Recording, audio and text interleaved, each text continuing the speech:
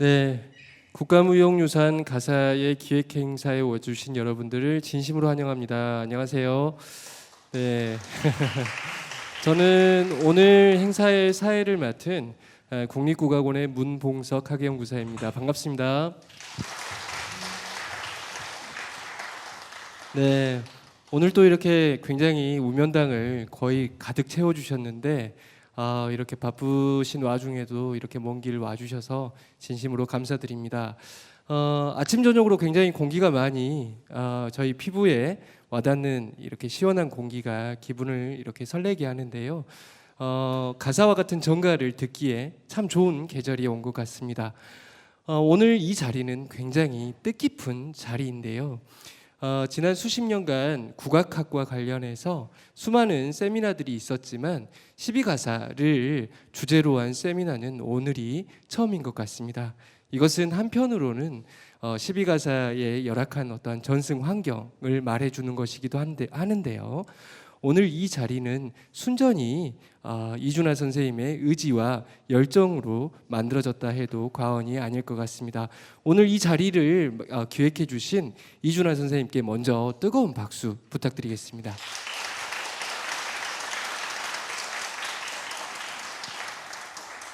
네, 오늘은 1부가 학술 세미나고요. 2부가 이제 공연으로 이어지겠는데요.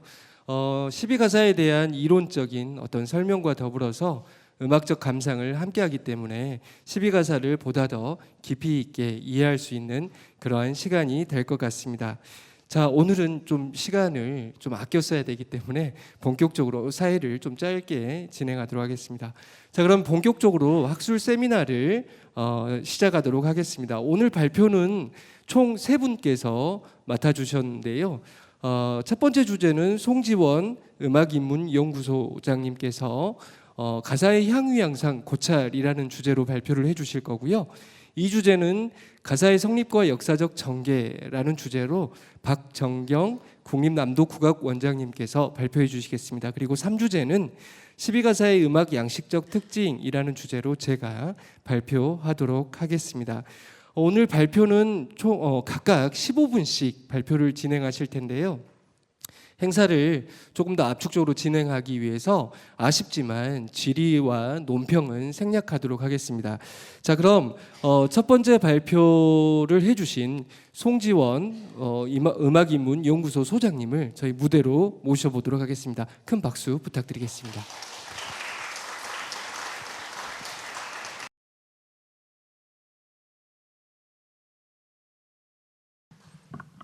반갑습니다, 여러분. 오늘 그 12가사 지금 12가사라고 제가 이제 입에 붙어서 말씀을 드리게 되는데요. 가사라고 하는 음악이 어떻게 향유가 됐나, 향유되는 양상 이런 것을 20세기까지 내려가 보면 우리가 12가사라고 하는 그 명칭 설정 이런 거에 대해서 다시 한번 생각하게 되는 시간이 될 것 같고요. 오늘 제가 준비한 자료가 이제 여러분 나누어드린 프린트물에 있고 저 화면에 지금 띄워져 있는데요. 오늘 이 자리를 통해서 가사라고 하는 음악이 어떻게 향유가 됐나, 그리고 현재 지금 우리가 향유하고 있는 양상이 예전에 향유했던 양상에 비교했을 때 어떤 다른 점이 있는 것인가, 그리고 지금 12곡을 주로 부르고 있는데 그 12곡만 부르고 있는 것이 옳은 것인가, 더 확장을 시켜야 되는 것인가, 이렇게 여러 문제들을 생각할 수 있는 시간이 될 듯합니다.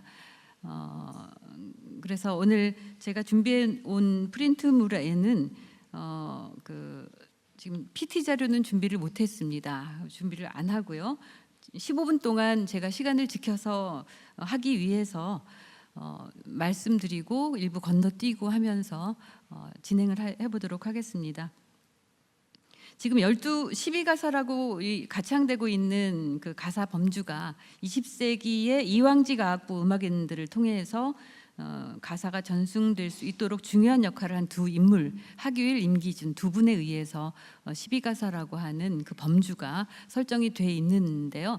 하규일의 8가사, 임기준의 4가사 해가지고 12가사가 지금 그 이황직 악부를 통해서 지금 오늘날까지 12가사라는 이름으로 전해지고 있습니다. 그런데 이제 12가사가 있다라고 하는 내용이 문헌 기록에 도대체 어디에 나올까를 살펴보니까요. 최영년의 해동죽지에 1925년 자료예요. 거기에 소각유희라는 부분이 있어요. 거기에 보면 대개 가사에는 12곡이 있다 이렇게 나옵니다. 그런데 이 12곡이 우리가 지금 12가사라고 하는 그 12곡인지 일치하는지 그건 확인되지 않습니다. 그래서 우리 역사적으로 10이라는 숫자가 도대체 어디에서 온 것일까 의문을 가질 때 가장 이른 기록이 바로 이 기록이고, 보통 우리 음악계에서는 이황직 악부에서 두 분이 전승한 그 8가사와 4가사 이걸 가지고 12가사라고 얘기를 하고 있습니다. 그런 상황을 먼저 말씀을 드리고요. 그래서 이런 기록을 보니까 12로 인식된 사실이 20세기 초반의 일이다라는 것을 알려주고 있는 거고요. 그리고 이제 우리가 가사라는 장르를 12라는 숫자에 가두어 놓는 것이 현실적인 것일까라는 것도 한번 생각해 볼 필요가 있다 하는 생각입니다. 그래서 거기에다가 우리가 지금 정가라고 하는 것에 가곡, 가사, 시조 이렇게 세 가지를 담고 있는데요. 이런 범주도 사실은 20세기에 형성된 범주라는 생각이 들고요. 특히 이제 가사, 시조, 가곡, 잡가까지 20세기 전반기에 들어오면 굉장히 일반적으로 공연이 같은 창자에 의해서 불려지는 그런 현상들이 나타나고 있고요. 또 여러 가집에 나오는 기록들도 보면 섞여서 나오는 경우가 상당히 많습니다. 그래서 오늘 이 시간에는 제가 그런 기록들을 통해서 지금 우리가 가지고 있는 그 개념 또 그 범주 이런 것들을 한번 다시 생각해 보는 시간도 될 것 같습니다. 그리고 또 하나는 이제 이런 생각을 해볼 수가 있죠. 가집, 18세기 가집, 19세기 가집, 20세기의 가집 이렇게 그 시기별 가집의 상황을 보다 보면 예를 들면 가곡원류나 또 청구영원 이런 데에는 시조시 노랫말 그러니까 가곡의 노랫말이 한 1000여수가 있어요. 또 뭐 가곡원류도 한 800여수가 있는데 가사의 경우는 지금 12곡이 전승되고 있단 말이죠. 그러면 가곡은 그렇게 많은 것이 있는데 가곡이 12곡이 전승되고 있는 것에도 한번 생각을 해볼 필요가 있다. 그래서 제가 이제 결론부터 말씀을 드린다면 20세기 전반기에는 정말 많은 가사들이 노래가 되고 있었다는 거, 그리고 여러 가집에 그런 증거가 나타나는데 이렇게 지금은 이제 협소하게 12곡으로 축소됐다라고 하는 정황을 좀 우리가 인식할 필요가 있겠다 하는 말씀을 좀 드리고 있습니다. 그런데 이제 이런 것도 한번 생각해 볼 필요가 있습니다. 가사라는 음악의 특징, 그다음에 가곡이나 시조의 특징. 가곡이나 시조는 시조시를 노래를 하죠. 시조시는 노랫말이 굉장히 많죠. 근데 특징이 노래 선율 하나에 여러 가사를 얹어서 부를 수가 있어요. 가곡도 그렇고 시조시도 그렇고 평시조 하나에 시조를 수많은 시조로 바꿔서 부를 수 있고 초수대업 하나에 시조시를 여러 시조시를 얹어서 부를 수 있기 때문에 그 가집에 1000여 곡의 시조 작품이 노랫말로 들어가는 건데, 가사는 어떤 특징이냐면 가사는 반드시 노랫말하고 그 선율이 다 별도로 다 존재한단 말이죠. 그래서 훨씬 음악을 만드는 입장에서는 굉장히 어려운 그런 음악이 될 수 있는 거죠. 수많은 선율들을 만들어야 되기 때문에. 가곡은 그 선율 하나에다가 노랫말만 얹으면 되니까. 그래서 가곡과 가사의 그 존재 형태가 다를 수밖에 없다는 점도 한 말씀을 드리고요. 그래서 제가 이 발표에서는 19세기 가사의 향유양상을 보고 20세기에 와서 이황직 악부가 우리 가곡가사 시조를 이어서 이황직 악부의 연행 음악으로 가져오는 과정에서 어떤 일이 일어났을까, 그리고 이스페라고 하는 이황직 악부의 음악인들의 프로그램 안에 가사는 얼마나 배열이 됐나, 그걸 좀 한번 살펴보고요. 20세기 전반기 민간에서 가사 향유 양상은 어떻게 됐나, 이 세 가지를 말씀드리려고 합니다. 먼저 19세기 가사 향유 양상을 보면요, 이 현전하는 가사가 되게 18, 19세기에 그 노래로 전승됐는데 이 어부사가 조선 중기 악장 가사에 실려 있어서 가장 이른 걸로 알려져 있고요. 그다음에 처사가가 18세기 신문집 화료제집에 있고요. 춘명가는 남유록의 기록이 보여서, 그리고 상사별곡은 신광수 석북집에 보이기 때문에 18세기적인 전통을 가지고 있음을 알 수 있습니다. 그래서 이 네 작품을 제외한 8작품은 19세기의 가집 혹은 악보의 존재가 보이기 때문에 19세기에 전승되는 것으로 보입니다. 그리고 이제 여러 가지 가집에 보면 가사가 어떤 데는 한 9곡, 어떤 데는 한 8곡, 뭐 6곡, 4곡 이런 식으로 12개를 세트로 기록에 나와 있는 건 하나도 없습니다. 또 19세기 악보인 삼죽궁보에 보면 건주가부터 황계사까지 6곡의 거문고 육보가 나와 있어서 19세기에 주로 많이 그 공연됐던 곡이 어떤 건지 이렇게 대충 알 수가 있고요. 오늘 말씀드린 19세기 상황은 제가 여러분 4페이지에 나옵니다. 박사호의 연계기정하고 연행일록이라는 책에 나오는 그 연행 양상을 좀 소개해 드리려고 합니다. 자료에 쭉 펼쳐놨는데요. 여기 보시면 1829년 무렵에 황계사, 백구사, 죽지사, 길군악 등등의 춘면곡이 노래되고 있는 상황을 알려주고 있는데요. 그때 보면 나이 어린 기생 한 명이 여러 곡을 부르고 있어요. 그리고 노래 부르는 상황에서도 12가사만 부르지 않고 뭐 귀거래사라든지 악양루기, 적벽부, 관동별벽 등등 이렇게 여러 성악곡을 섞어서 노래하고 있는 상황이 나오고요.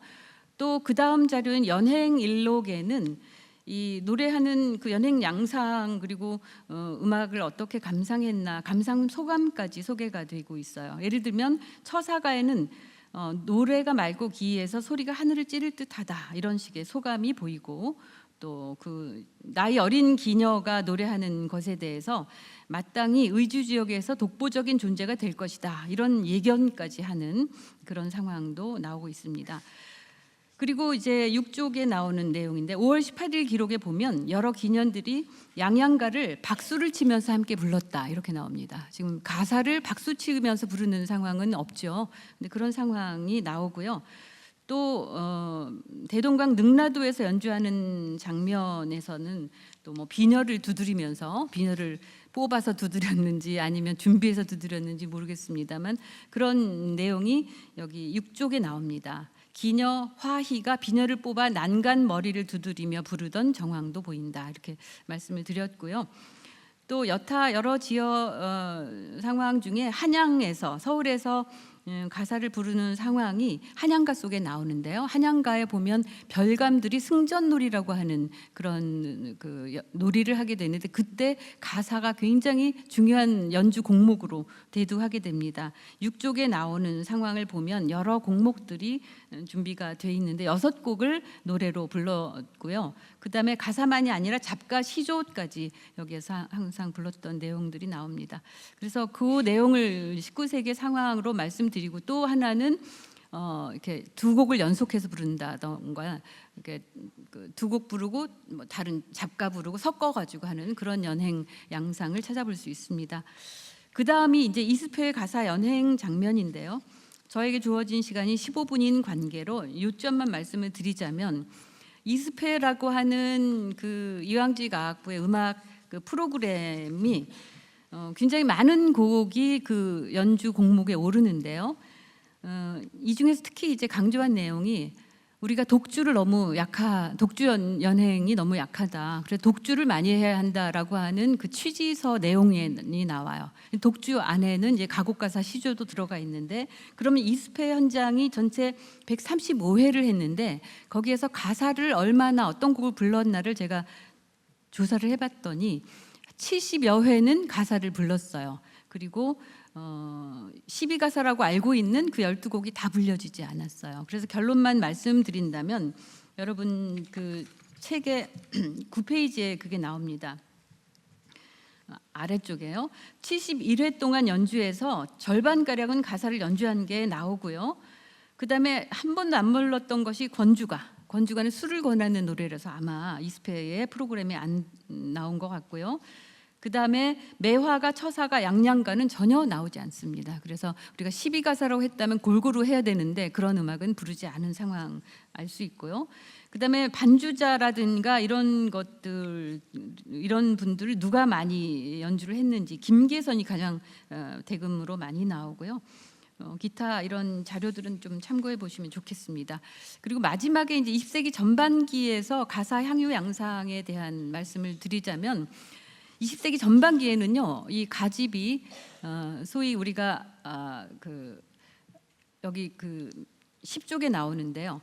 가집의 내용이 잡가집, 가요집, 유행창가, 속곡집 이런 이름을 가진 문헌의 가사가 잡가와 거의 섞여서 등장합니다. 그래서 20세기 전반기에 가면 가사를 연행하는 집단의 특징이기도 해서 그런 것 같은데요.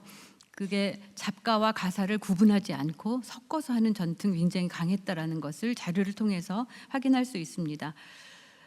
그런데 이제 우리가 그 주목할 내용이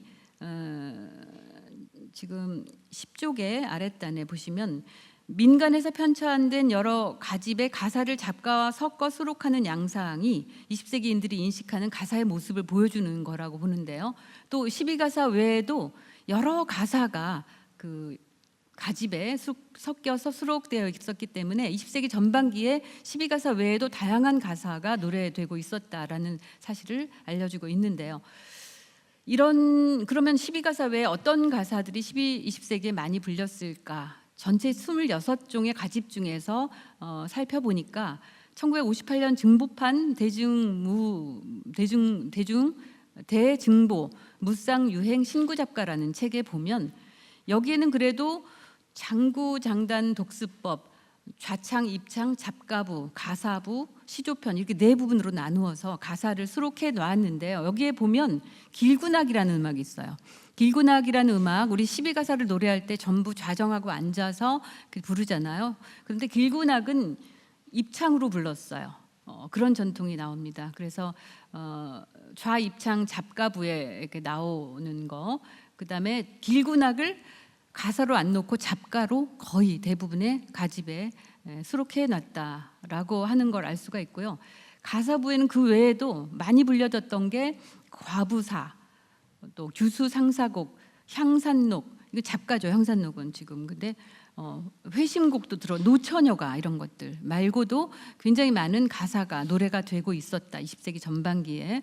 그래서 결론적으로 말씀드리자면 지금 우리가 하규일 임기준 전승의 12가사라고 하는 범주, 잡가도 저는 상황이 똑같다고 보는데요. 12이라는 숫자로 형성된 것은 사실은 우리가 지금 12가사, 12잡가로 하지만 20세기 전반기에는 열려 있었던 개념이다. 어디에도 12잡가 해가지고 문헌 기록에 나오지 않는다는 사실. 그렇다면 우리가 어떤 가능성을 생각해 볼 수 있냐면 우리가 12가사만 전승하고 사실은 그 고정된 그 연주 곡목으로 인식하고 있지만 내용상으로는 그 외에도 훨씬 많은 가사가 노래됐다는 것을 알고 있어야 될 것 같고요.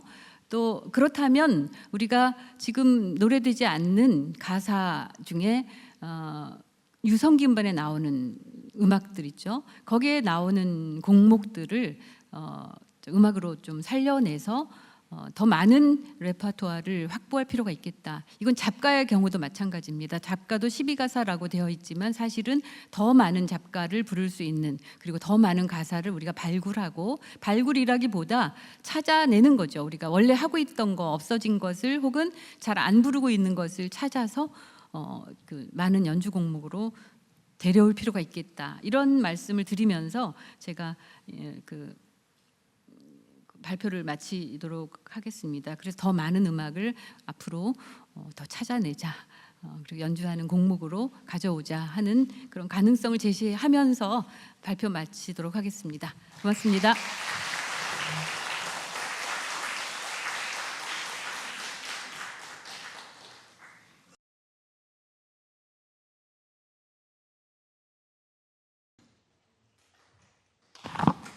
안녕하십니까, 박정경입니다. 네, 저 국립남도국악원장으로 소개가 되어 있지만 사실은 원장이기보다는 이 자리에서는 우리 전통 문화와 음악을 연구하는 그리고 공부하고 꾸준히 평생 그 길을 가고 싶은 학자로서 여러분께 서고 싶습니다. 그럼 지금 앉아서 발표를 시작하도록 하겠습니다. 방금 송지원 선생님 발표를 들으셨다시피 아마도 제가 발표하는 부분이 많이 겹치지는 않겠지만 서로 이렇게 연결되는 부분들이 있을 것 같아서 좀 이렇게 서로 상호 연계하는 그런 차원으로 함께 들어봐 주시면 좋을 것 같습니다. 제가 준비한 주제는 가사의 성립과 역사적 전개입니다. 발표 순서는 다음과 같습니다. 가사는 보시다시피 여러 의미로 사용되고 있습니다.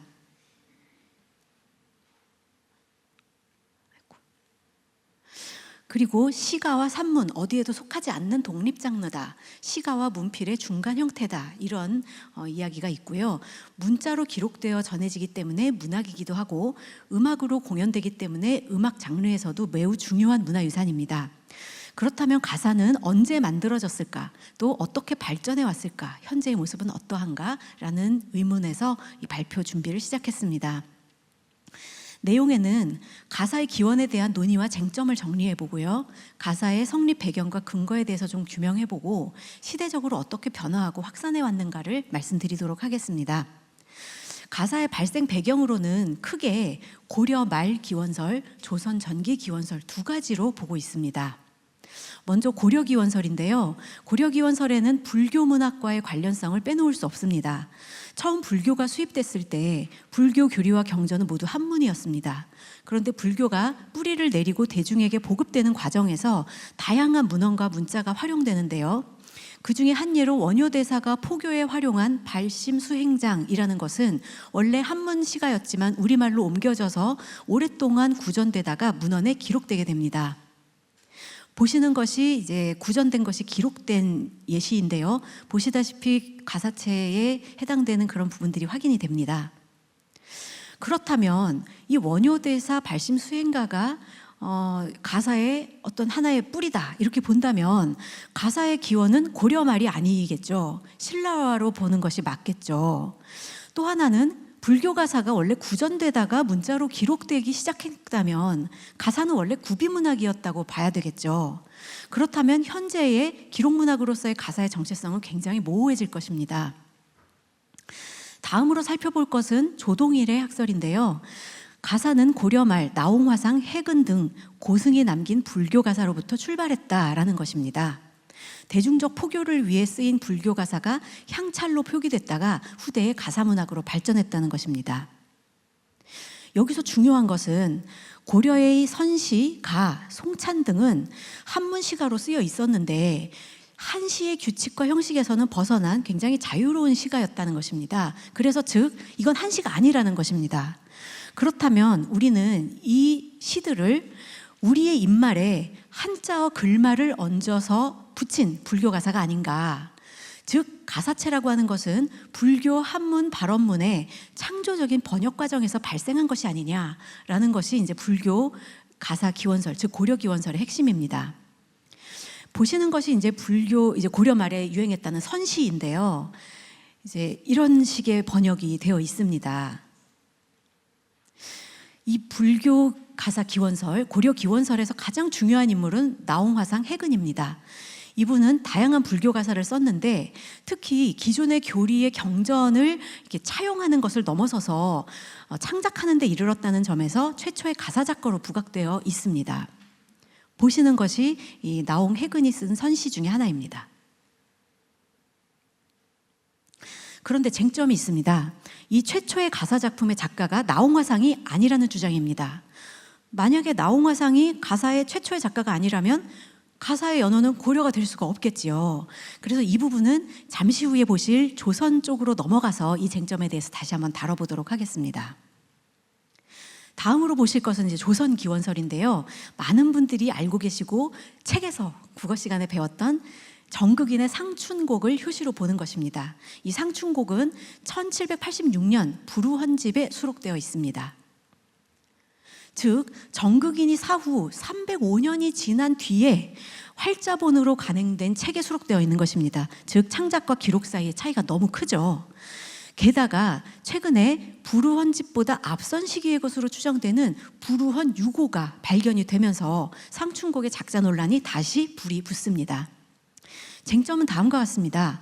부루헌 6호는 한글 문학을 굉장히 중시한 것으로 보이는 것이 목차나 여러 가지 구조, 체제에 보입니다. 그런데 상춘곡이 수록되어 있지 않습니다. 둘째, 정극인이 지은 국문시가로서 부루헌곡과 부루헌가는 여러 문집이나 실록에도 심지어는 정극인이 지었다, 정극인이 이런 걸 지었다라는 기록이 남아있는데 상춘곡은 어디에도 언급되어 있지 않습니다. 셋째로 부루헌곡과 부루헌가는 경기체가 형식이고 이두표기가 되어 있는데 상춘곡은 15세기 중세국어도 아닌 18세기 근세국어 표기로 되어 있다는 점입니다. 보시는 것이 이제 부루헌곡과 상춘곡의 이 표기나 내용이 보이시죠? 이제 차이가 상당히 있는데 정극인 생전에 훈민정음이 창제된 것은 맞습니다. 하지만 상용화되기 전이었고 당시만 해도 이두식 표기나 경기체가는 여전히 성행하고 있었다는 점입니다. 그래서 이제 정극인의 상춘곡설이 약간 이제 의문이 드는 것이고요. 다음은 아까 제가 쟁점 1이라고 했더니 나홍화상의 불교가사인데요. 나홍화상의 작품은 보시는 바와 같이 9작품이 이제 불교가사다라고 전해지고 있고요. 가장 이른 시기의 것은 서왕가. 그런데 이것은 보시면은 이제 향찰 표기 혹은 국한문 혼용으로 표기가 되어 있습니다. 기록 시기는 18세기 중후반부터 20세기 초반입니다. 즉 결국은 기록된 시기는 18세기라는 얘기입니다. 보시는 것이 이제 서왕가의 예시입니다. 그냥 한번 봐주시고요. 쟁점은 이 18세기라는 시기가 중요한데요. 임진왜란 이후에 불교계에서는 깨달음을 얻은 선사, 즉 조사가 깨달음의 내용을 전하는 것이 부처님의 말씀만큼이나 효과적이다라는 인식이 팽배해 있고 이런 식의 불교 가사가 급속히 매우 폭발적으로 확산되었다는 것입니다.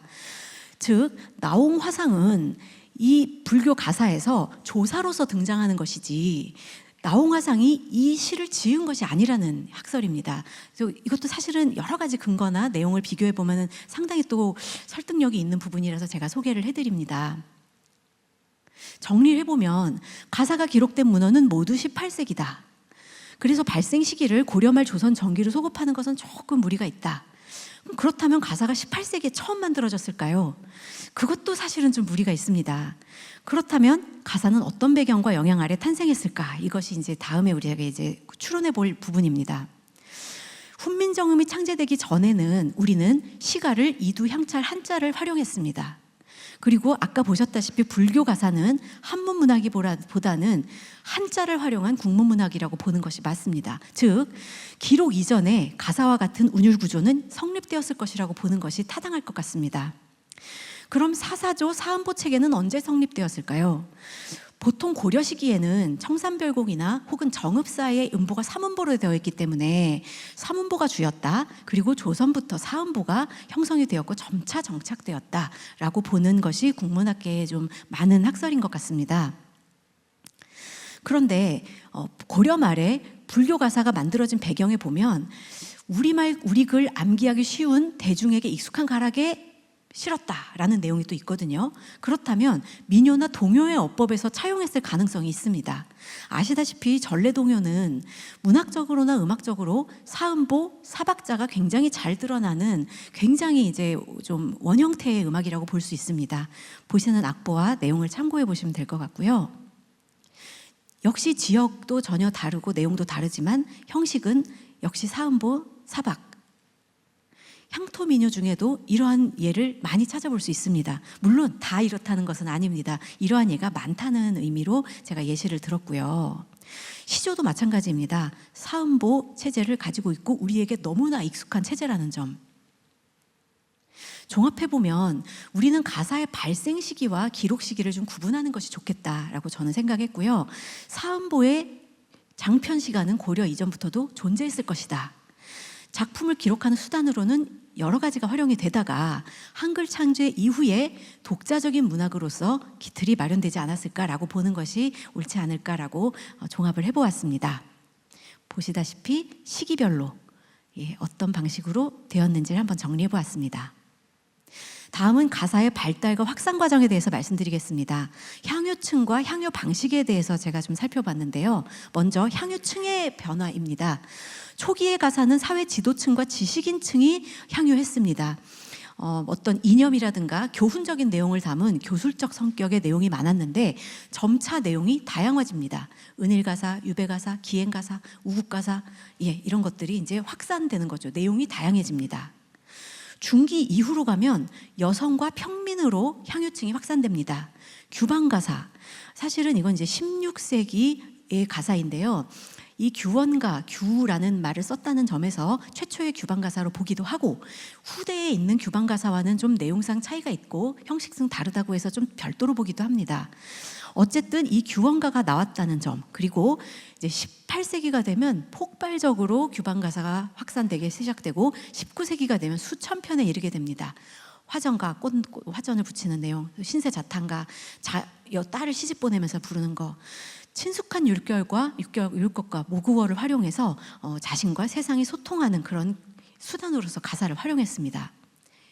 왼쪽에 보시는 것은 이제 허난설원의 규원가, 오른편에 보시는 것은 이제 일반적인 내방 가사, 규방 가사입니다. 다음으로 이제 평민들에게 확산되는 그런 계기로는 종교 가사를 들 수 있는데요.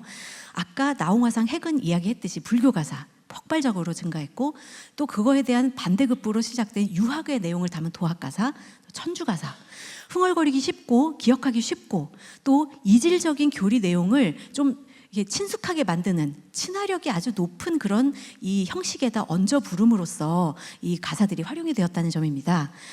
그리고 이제 이 교술성이나 서사성이 이제 높아지면서 사실은 이제 형식을 굉장히 이제 오히려 정형화하게 되는데 사음보가 아주 기계적으로 준수되는 그런 양상을 보이기도 합니다.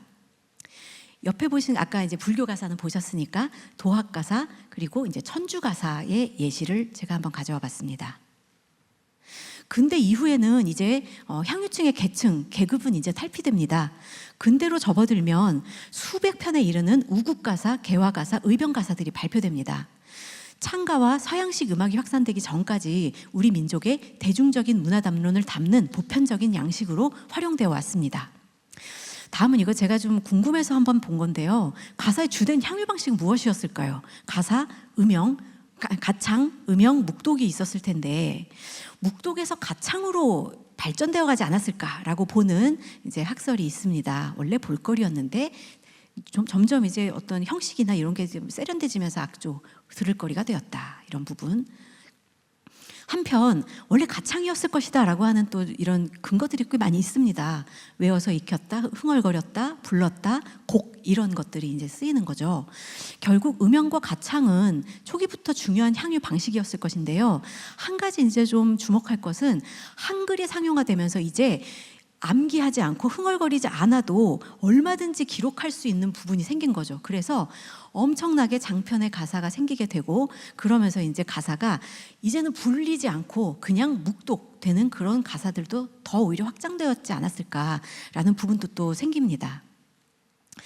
그렇다면 가사의 향유 목적에 따라서는 어떻게 변화가 되었을까? 이 부분인데요. 첫 번째는 일상적인 향유입니다. 생활 속에서 그냥 자연스럽게 짓고 부르는 거죠. 사대부들이 공부하면서 그냥 지었던 가사들. 생활 공간이나 노동 공간에서 불렀던 거. 이런 것은 음영, 완독, 필사, 암기와 같은 방식으로 아마 향유됐을 것입니다. 그런데 18세기 이후가 되면은 공연 문화적 향유가 굉장히 늘어나게 되는데요. 이 두타초라고 하는 이 기록에 의하면 춘명곡을 불렀는데 구슬퍼서 눈물을 떨구었다. 이걸 시조별곡이라고 불렀다라는 기록이 있습니다. 이때만 해도 춘명곡을 가사가 아니라 시조의 한 갈래로 본 것 같은 느낌이 듭니다. 그런데 18세기 중반이 되면 음악 장르인 가사가 크게 발달합니다. 즉 기악 반주에 맞춰서 노래하는 가사, 즉 공연 형태가 자리를 잡으면서 가사는, 즉 가사의 문학은 음악적인 요소와 결합하게 됩니다. 음악적 향유 문화가 확산되면서 가사의 형식에도 변화가 생기고 음악적인 내용을 따라가게 됩니다. 18세기 이후에 가집과 악보에 기록된 가사는 문학적으로는 오히려 일관성이 없는 조금 다양한 형식으로 이 가집에 기록이 되는 반면 음악적으로는 더 일정한 형식이 반복되는 좀 음악적인 형식이 또 강화되는 측면이 보이기도 합니다. 또한 아까 송지연 선생님 발표에도 좀 있었습니다만 시조 작가와 굉장히 활발하게 교류하게 되죠. 그리고 가사끼리 서로 영향을 주고받습니다. 관등가의 일부 사월령에 뭐 얼거리가 들어가고 달거리가 다른 가사에 또 영향을 주기도 합니다. 자, 근대 이후의 가사입니다. 지금 아까 이제 묵독으로 가고 장편에 되고 이제 이런 것들을 보아하건대 음악과 문학은 근대로 가면서 점차 분리됩니다.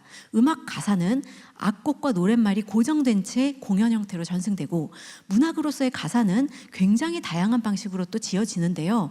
사실 지금도 가사문학관이나 내방가사 전승보전회에서는 꾸준히 창작 가사를 만들고 경창 낭송을 합니다. 보시는 것은 이제 6.25가 지나고 나서 50년대에 만들어진 내방가사인데요.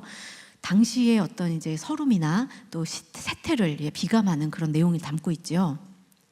다음으로는 며느리 넋두리라고 하는 최근의 창작 가사입니다. 이렇게 유튜브에 있는 것을 최혜진 교수님이 이제 발굴해서 본 걸 제가 따왔습니다. 저번 제사 그냥 갔네, 욕이 나오네, 뭐 어쩌네, 뭐 보시기에도 웃음이 나지만 너무나 공감이 되는 가사죠. 자, 제가 이제 이 가사를 공부하면서 이제 느낀 점을 말씀드리겠습니다.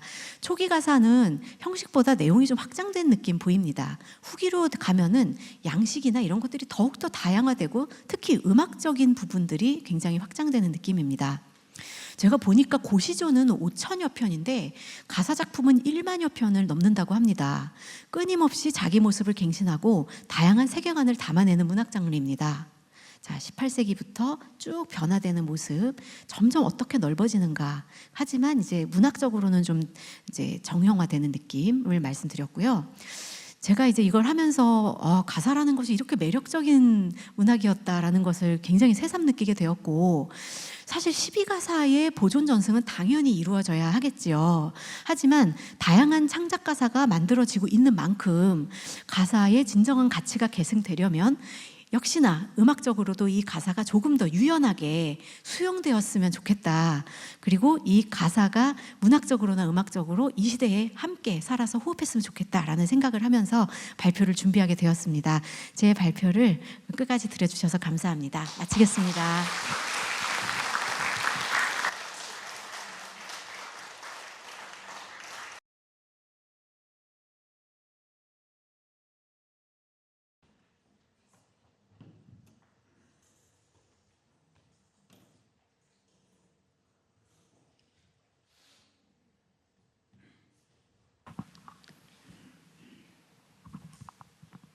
네, 또 나왔습니다. 이번에는 발표를 하러 나왔는데요. 앞서 송지연 선생님과 박정경 선생님의 그 발표가 굉장히 흥미로웠던 것 같아요. 그런데 제가 할 발표는 음악적인 얘기입니다. 그래서 굉장히 조금 따분하실 수도 있고 용어 자체가 조금 생소하지 않아서 익숙치 않으셔서 이해하기 좀 곤란하실 부분도 있으실 거예요. 그래서 그런데 오늘 발표가 15분이라는 시간밖에 안 주어졌기 때문에 제가 이 15분 안에 제가 발표한 글을 모두 담아서 친절하게 자세하게 안내해 드리기는 좀 어려울 것 같아요. 그래서 그 지금 발표분들 다 가지고 계시죠? 이거 나중에 돌아가셔서 한 번씩 이렇게 읽어보시면 어떤 의미인지 이해가 되실 거라고 생각합니다. 자, 그럼 각설하고 제 발표를 진행하도록 하겠습니다. 저는 12가사의 음악 양식적 특징이라는 주제를 이제 요청을 받았는데 음악 양식하면 굉장히 많은 것들이 있죠. 선율적인 요소들도 있고 리듬적인 요소들도 있고 뭐 형식적인 요소들도 있고 하는데 저는 그 중에서 12가사를 음악답게 만드는 요소 중에 하나로서 반복과 대조의 방식이 어떻게 사용되고 있는지 그걸 좀 살펴봤습니다. PPT를 보면서 조금 말씀을 드리자면 음악에서 선율의 가장 기본적인 구성 원리는 그 같음과 다름을 만드는 것이라고 할 수 있습니다. 그런데 이것은 반복과 대조라는 음악적 기법으로 이렇게 구체화되는데요. 이 반복과 대조를 통해서 음악적 형식미를 비로소 갖추게 된다라고 얘기할 수 있겠습니다. 12가사는 다 아시겠지만 여러 절을 반복하죠. 그래서 적게는 4개 절에서 많게는 12개 절까지 이렇게 반복하는 절가의 형태로 이루어져 있는데요.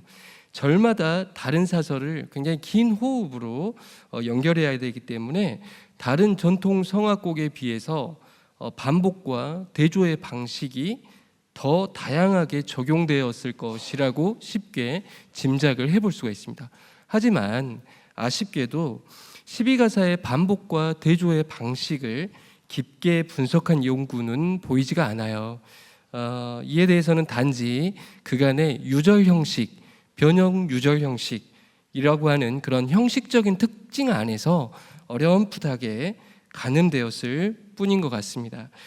그래서 이번 발표에서는 기존에 밝혀진 어떤 형식적인 특징에 기초해서 12가사에서 반복과 대조가 어떻게 나타나고 있는지 그것을 구체적으로 살펴보았습니다.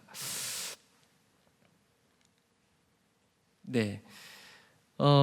먼저 반복이라고 하는 것은 이제 여러 가지 음악 장르에 따라서 반복이 나타나는 그런 요소들이 다르겠지만 12가사에서는 반복은 적어도 형식적인 특징, 그 절가라고 하는 형식적인 특징과 또 그리고 후렴이라고 많이 들어보셨을 거예요. 12가사는 후렴이 있는 유절 형식이다 이런 얘기 많이 들어보셨을 텐데 후렴과 같은 반복적인 선율 단락의 이러한 어떤 반복성이 나타날 거라고 보았고, 또 대조는 이제 매 절마다 반복을 하지만 선율이 조금씩 바뀌잖아요. 그래서 그걸 우리는 이제 변주라고 얘기를 하는데 그 변주 때문에 우리가 12가사를 변형 유절 형식이라고도 부릅니다. 그래서 그 변형에 속하는 그 변주 기법에 대조가 많이 드러날 것이다라고 보고 그 부분을 집중적으로 살펴보았습니다.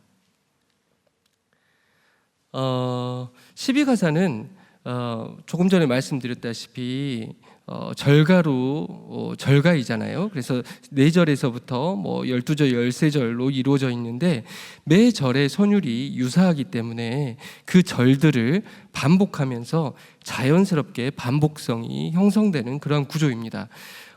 이렇게 12가사는 유절 형식에 근간하고 있지만 그 세부적인 형태는 다 다른 것 같아요. 그래서 먼저 죽지사하고 건주가는 이렇게 제가 AA 이런 식으로 표기를 해놨는데 위에는 절이에요. 그래서 이 절이 이렇게 지속될수록 죽지사와 건주가는 총 4절로 되어 있는데 모두 다 같은 선율이 이렇게 반복된다라는 표시를 해둔 겁니다. 그래서 이렇게 매 절마다 이렇게 같은 선율이기 때문에 이것은 엄격한 유절 형식이라는 용어로 구분을 하고 있습니다. 그리고 이 2곡을 제외하면 나머지 10곡은 모든 선율이 동일하게 반복하지 않고 매 절마다 선율이 약간씩 달라져요. 그런데 그렇기 때문에 우리는 이것을 변형 유절 형식이라고 부르고 있거든요. 근데 변형 유절 형식이라고 이 하나의 말로 얘기하기에는 그 세부적인 형태들이 또 다양하게 존재한다라는 것을 알 수 있었습니다. 여기 보시면 첫 번째 109사를 보시면 A1, A2, A3 이런 식으로 지속이 되죠. 그래서 변주가 계속해서 지속되는 다른 선율로 약간씩 변주가 지속되는 형태인 것이고요. 5부사 같은 경우에는 A1, A2, A1, A2 이렇게 변주가 지속되다가 다시 반복하는 그러한 패턴을 보여줍니다. 그래서 12가사의 변형 유절 형식은 적어도 기본형이 이런 지속형과 반복형이 아닐까라고 생각을 해보았고, 이 지속형과 반복형을 근간으로 해서 이 둘을 합친 혼합형들이 이렇게 나타나고 있습니다. 그래서 지속하다, 반복하다 이런 패턴들을 춘명곡과 매화가 양양가드는 보여주고 있습니다. 그리고 이 혼합형은 조금 더 복잡해진 양상을 보이기도 하는데 이것은 살짝 복잡한 얘기이기 때문에 넘어가고 나중에 자료집을 참고하시면 좋겠습니다. 네, 그리고 혼합형 외에 삽입형이라는 것도 나타나는데 우리가 A1, A2, 3, A4 이런 식으로 선율의 테마가 하나로만 되어 있는 것이 일반적인 형태인데 이 곡들은 이 사이에 전혀 다른 테마가 섞여요. 그래서 뭔가 이렇게 이질적인 테마가 들어옴으로써 굉장히 그 분위기를 급격히 환기시키는 그런 느낌을 주는데 이런 것들을 하나의 삽입형으로 좀 구분을 해보았습니다. 보시면 A가 그러니까 그 삽입되는 마루가 절이 머리 쪽에 위치한 노래들도 있고 이렇게 뒤쪽 꼬리 쪽에 새로운 테마가 위치하는 노래들도 존재해요. 그런데 앞에 위치했을 때는 약간 다스름 같은 그런 어떤 기능상의 느낌을 주고요. 뒤에 이렇게 삽입됐을 때는 이 이질적인 선율 단락으로 끝내는 게 아니라 다시 A 테마로 돌아와서 뭔가 악곡의 전체적인 어떤 통일감을 주면서 악곡을 마무리하는 그러한 형태를 보입니다. 네. 그래서 간단하게 정리해 보자면 엄격한 유절 형식 두 곡은 그 자체로 굉장히 반복성이 높죠. 그리고 변형 유절 형식은 그간에 한 가지 그 세부 형태는 알려지지 않았지만 이번 연구를 통해서 여러 세부 유형이 존재한다라는 것을 좀 확인을 했고 특히 반복적인 패턴에 있어서 큰 틀에서 한 번 더 반복성이 만들어진 그런 구조를 보여준다라는 점에서 독특한 어떤 반복성을 나타내고 있다라고 보여집니다.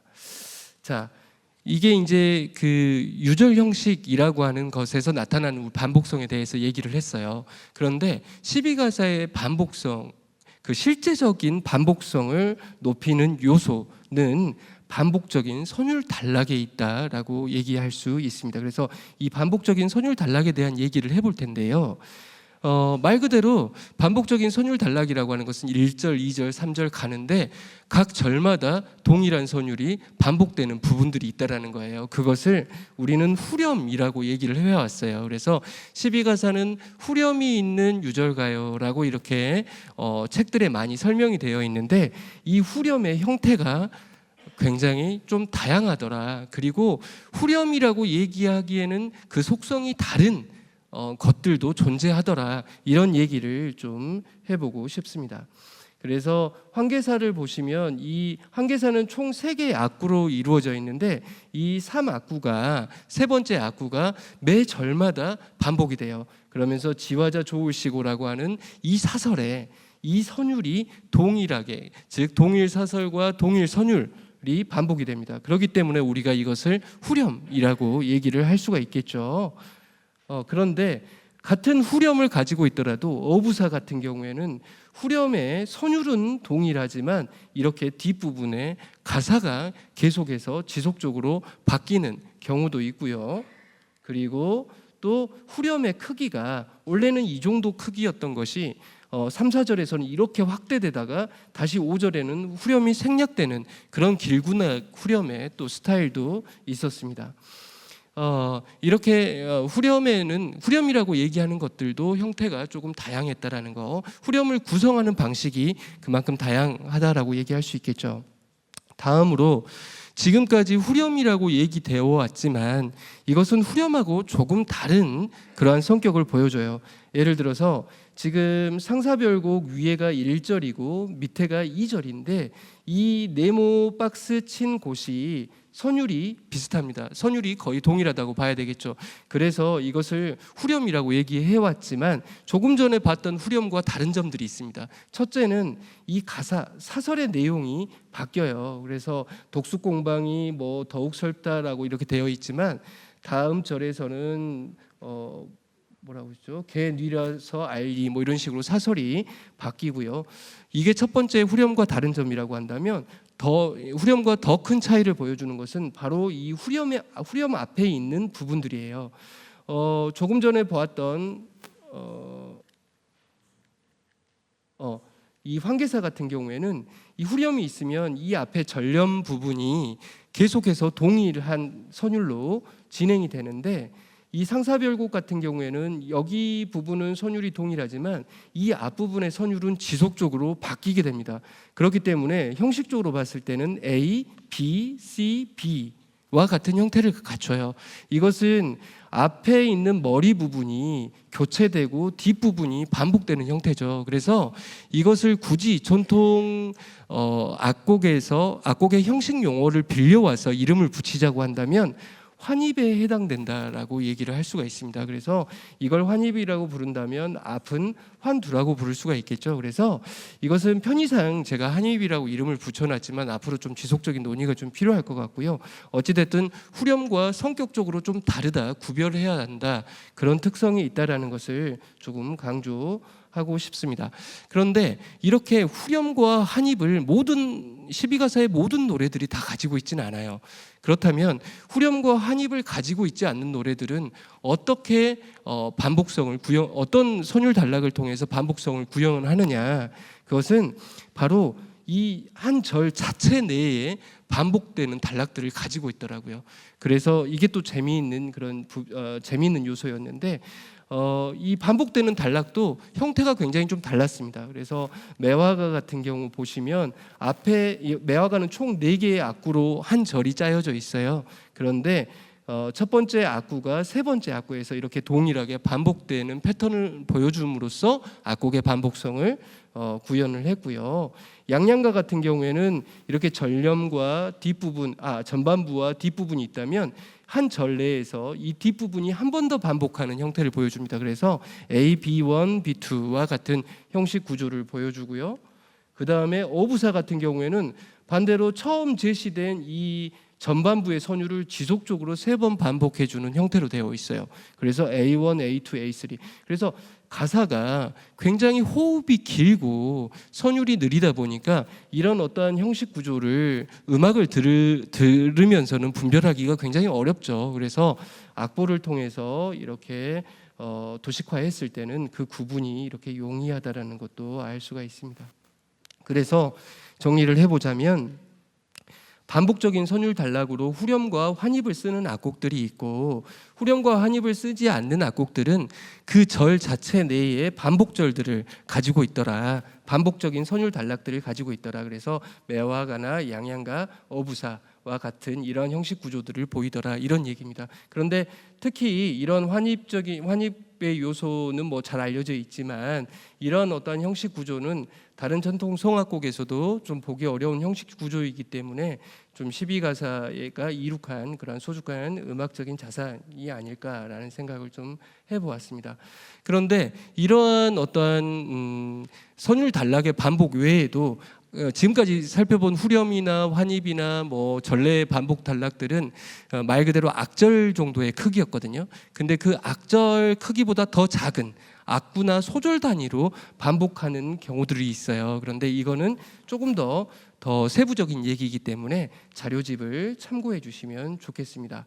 예, 지금까지 반복에 대한 요소들을 살펴보았다면 이제 대조, 어떻게 다름을 만드는 거, 계속해서 같은 절이 반복이 되는데 어떻게 다르게 들리게 하지? 어떻게 뭔가 이렇게 차별화를 두지? 그런 요소를 우리가 대조라고 보고 그 대조의 요소들을 살펴볼 건데 그것은 주로 선율의 변주 방식에서 나타났는데 그 선율의 변주 방식은 지금까지 뭐 정리된 바는 없어요. 그런데 이번 연구를 통해서 정리를 해보니까 크게 삽입, 교체, 생략, 차용, 변주로 해서 약간 어떤 어떤 규칙, 방식으로 정리를 해볼 수 있을 것 같다는 생각을 해보았습니다. 그래서 대조를 위해서는 이렇게 크게 5가지 기법들이 사용되더라는 것을 좀 얘기를 하려고 합니다. 먼저 12가사에서 가장 흔하게 사용되는 방법, 어떻게 절과 절의 차이를 만드느냐. 자, 2절은 이만큼 3악구 정도의 크기잖아요. 근데 3절은 5악구 크기로 이렇게 늘어났어요. 그런데 어떻게 늘렸냐면 이 앞부분에 1, 2악구에 새로운 선율을 삽입한 겁니다. 그래서 가장 12가사에서 가장 많이 사용되는 그 변주 기법이기도 해요. 그런데 이 삽입이 주로 12가사에서는 머리에 삽입하는 형태가 가장 많이 나타났습니다. 물론 허리나 꼬리 부분에 새로운 선율을 삽입하는 경우도 있는데 그것들은 이 머리만큼 흔하지는 않았어요. 다음은 교체입니다. 자, 1절에 이런 선율이 있었어요. 근데 2절에서는 어떻게 선율의 변화를 주느냐? 이 앞에 머리 부분의 선율을 어떻게 새로운 선율로 교체해버리는 그러한 방식들을 우리가 확인할 수가 있었습니다. 이 교체도 마찬가지로 꼬리 부분을 교체하는 부분이 있고 허리 부분을 교체하는 부분이 있지만 역시나 머리를 교체하는 부분들이 상당히 많았습니다. 다음은 생략이라고 하는 기법인데요. 4절의 이 부분을 보면 총 3학구로 되어 있지만 같은 부분의 5절을 보면 2학구로만 되어 있거든요. 어떻게 줄였냐면 이 중간에 있는 악구를 완전히 배제해버리고 생략해버리고 이 음악을 이렇게 만들었어요. 그래서 차별성을 둔 것이고요. 이런 것을 생략이라고 정리를 해봤고요. 다음은 차용입니다. 차용은 뭐냐면 보통 12가사는 하나의 절이 몇 개의 악절로 나뉘어요. 근데 그 악절은 기능상 구분이 됩니다. 그래서 전념과 후렴 혹은 환입과 환두 뭐 이런 식으로 해서 기능상 구별이 됐는데 그렇기 때문에 선율도 대조적으로 짜여져 있겠죠. 이렇게 A, B 이런 식으로 선율이 대조적인데 차용이라고 하는 것은 이 뒤에 뒤나 앞에 있는 선율의 일부를 끌어오는 겁니다. 서로 대조적인 선율이었는데 그 대조적인 선율의 일부를 끌어와서 결국은 비슷한 선율로 이렇게 구성을 해버리는 그런 방식이죠. 이런 차용은 뭐랄까요? 한 악곡에서만 주로 나타나고 판소리 같은 경우에는 이 대목에 있던 소리의 일부분이 다른 대목에서도 나타나는 경우들이 있어요. 그걸 우리가 공식구라고 얘기하는데 12가사에서는 그런 공식구와 같은 모습은 보여지지 않는 것 같더라고요.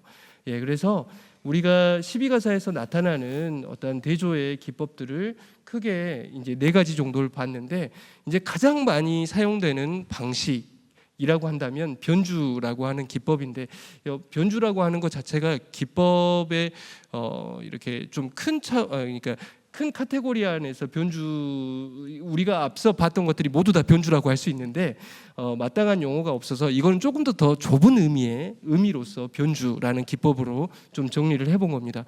근데 이 변주라고 하는 것은 말 그대로 선율에 골격은 그대로 두고 장식음 있죠. 조금 더 부가적인 음들을 변화시키는 방식을 이제 변주라고 하는데 그 변주에는 크게 단순 변주, 확장 변주, 축소 변주 3가지 변주 방식이 있는 것으로 확인이 되었습니다. 그래서 먼저 보시면 이렇게 같은 부분이지만 골격음은 그대로 두고 장식음만을 위아래로 이렇게 변화를 주는 그러한 단순 변주에 해당되고요. 두 번째, 이것도 역시나 골격음을 두고 장식음의 변화를 주었는데 위에 비해서 아래의 음들이 굉장히 조금 더 적죠, 드물죠. 그래서 약간 영산해상에서 보이는 가락더리 형태의 음을 덜어내는 형태의 단순 변주도 존재했었고, 그리고 12가사에서 사용되는 단순 변주 중에 양식화된 기법으로 이렇게 자주 나타나는 게 옥타브를 활용하는 기법이에요. 그래서 옥타브 위에 있는 음들을 아래로 끌어올리거나 아니면 중간에 하나의 음을 두고 옥타브 위로 전회시키는 그런 방식들을 많이 사용하는 그런 경우들도 있었습니다. 네, 그래서 변주 역시 이렇게 단순 변주 역시 이런 다양한 방식들이 사용되었고, 다음으로 이제 확장 변주인데, 확장 변주는 말 그대로 이렇게 조그마한, 그러니까 한 소절 크기의 한 소절을 다음 3절에서는 이렇게 확대를 시켜내는 방식입니다. 그리고 확장 변주와 대응되는 것으로 이제 반대되는 의미죠. 축소 변주인데 이렇게 긴 두 소절, 그러니까 한 악구의 선율을 이렇게 함축적으로 만든 건데, 특히 이렇게 축소 변주는 악곡의 마지막 절에서 많이 나타나요. 그래서 조금 더 뭔가 이렇게 종지감을 조금 더 높여내는 그런 수단으로서 또 기능을 하고 있다라는 것도 확인할 수 있었습니다. 네, 발표를 굉장히 빠른 속도로 진행을 했는데 얼마만큼 전달이 됐는지 모르겠어요. 그래서 좀 간단하게 마무리 정리를 해보자면 12가사는 이렇게 같음에 기초하면서 그 본질적인 속성은 같음에 있다고 봐요. 근데 같음에 기초하면서도 여러 방식으로 다름을 만들어냄으로써 독자적인 그런 형식미를 구축해냈다라고 이렇게 얘기를 할 수 있을 것 같습니다. 그 서두에도 말씀드렸지만 이런 어떠한 반복과 대조의 기법들은 다른 전통 성악곡에서는 보기 어려운 것들도 많다라는 점에서 좀 12가사가 이룩한 음악적인 그러한 소중한 자산이 아닐까라는 생각이 듭니다. 그래서 요즘에도 우리가 전통에 기반한 새로운 음악들을 많이 만들어내잖아요. 그리고 앞으로도 많이 만들어 가야 하고요. 그런 어떤 과정에서 이러한 12가사의 음악적인 구성 원리들이 좀 잘 적극적으로 좀 활용되어 되기를 기대한다라는 말로 발표를 마무리하도록 하겠습니다. 긴 발표 들어주셔서 감사합니다. 네.